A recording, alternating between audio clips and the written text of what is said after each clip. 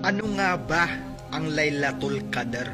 Ang Laylatul Qadr, ito ay ang gabi ng kapangyarihan kung saan bumaba sa mundo ang mga malaika o mga tinatawag na anghel ng Allah subhanahu wa ta'ala dito sa mundo. Marahil ito ay gabi na humihigit sa libong mga buwan na kung saan naman ay tumutumbas ng higit 80 taon na kung saan sa isang gabi kapag ikaw ay gumawa ng pagdarasal tulad ng fard salah, tarawih, tahajjud, magbasa ng Quran, magtauba sa Allah subhanahu wa ta'ala, paghingi ng kapatawaran sa Allah subhanahu wa ta'ala, pagsadakah ng pera o pagkain, pagdidikir sa Allah subhanahu wa ta'ala, ay titimbangin ito sa gawaing ginawa ng higit 80 taon. At ito ay dahil sa isang dahilan na sa gabi ng Laylatul Qadr, dito ibinaba ng Allah subhanahu wa ta'ala ang Quran kay Propeta Muhammad sallallahu alaihi wasallam sa bundok ng liwanag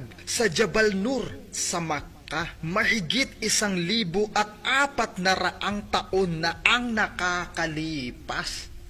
Dahil dito ipinagtibay ng Allah subhanahu wa ta'ala ang kahalagahan ng gabing ito kung saan ipinamalas niya na sa gabing ibinaba ang Quran. At ito ay sa gabi ng Ramadan at ito ay sa huling 10 gabi ng buwan ng Ramadan. At isa sa mga gabi ng huling 10 gabi ay ang Laylatul Qadr na tinatawag na last 10 night. Naway maisagawa natin ang mga ibada na kalugod-lugod sa Allah subhanahu wa ta'ala sa gabing ito, dahil ito ang araw ng pagpapala at malaking gantimpala sa Allah subhanahu wa ta'ala. Ayon kay Abu Hurairah radhiyallahu an, na naitala sa Bukhari, sinabi ng Propeta Muhammad sallallahu alaihi wasallam, sino man ang magsagawa ng pagdarasal sa gabi ng Laylatul Qadr na may pananampalataya at pag-asa ay patatawarin para sa kanya ang kanyang mga naunang kasalanan.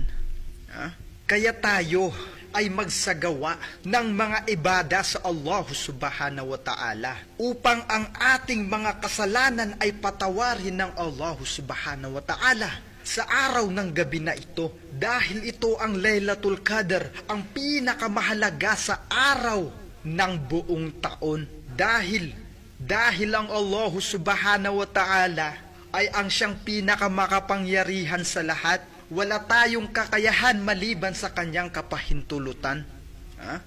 Dahil dito, ipinagtibay ng Allah subhanahu wa ta'ala ang kahalagahan ng gabing ito kung saan ipinamalas niya na sa gabing ito ibinaba ang Quran at ito ay sa gabi ng Ramadan at ito ay sa huling 10 gabi ng buwan ng Ramadan.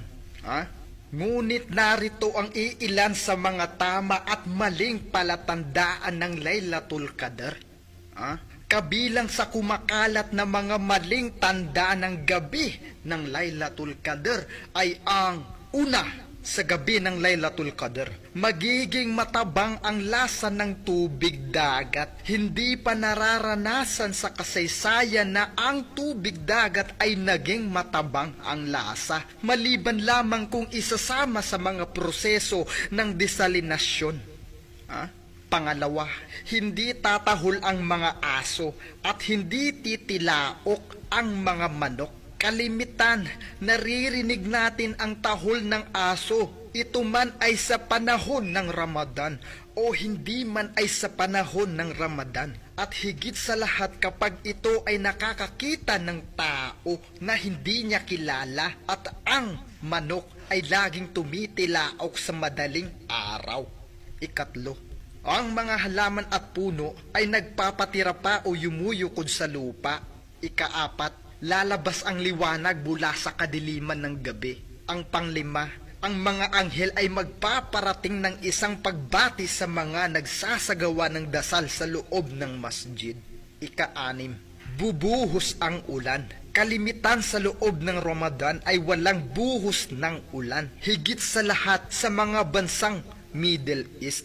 Ngayon, ang mga tandang ito ay pawang walang matibay o mapanaligan na basihan at walang authentic na hadith ng Propeta Muhammad sallallahu alaihi wasallam na sumusuporta rito. Ang bagay na may ugnayan sa pananampalataya ay dapat nakabase sa isang hadith na authentic at matibay na sources. Ngayon, narito ang iilang mapanaligang tanda ng gabi ng Laylatul Qadr. Ito ang tamang palatandaan ng Laylatul Qadr. Una, ang sikat ng araw ay walang sinag at mahina ang pula nito.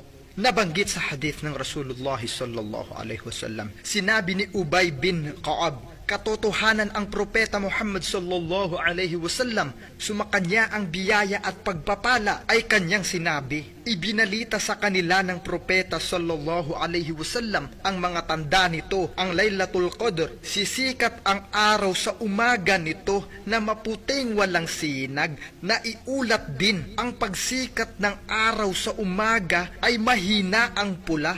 Pangalawa, ang mga anghel sa gabing yaon ay nakahihigit ang bilang kaysa sa bilang ng mga tao.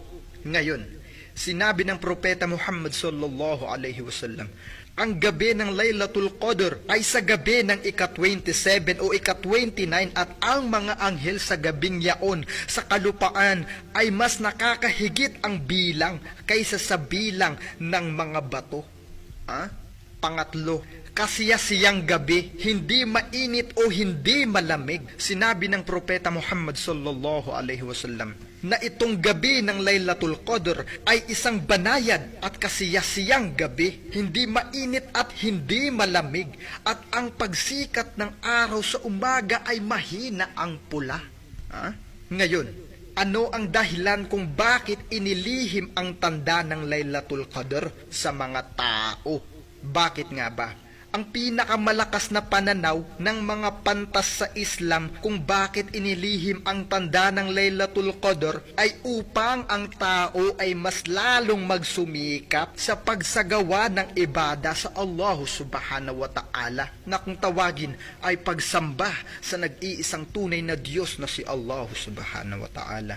Ngayon, ito ay higit sa lahat sa huling 10 gabi ng araw ng Ramadan, at ang nag-ulat ay si Ustad Zul Amin. Kaya dito natin malalaman kung totoo nga ba ang kanyang pahiwatig.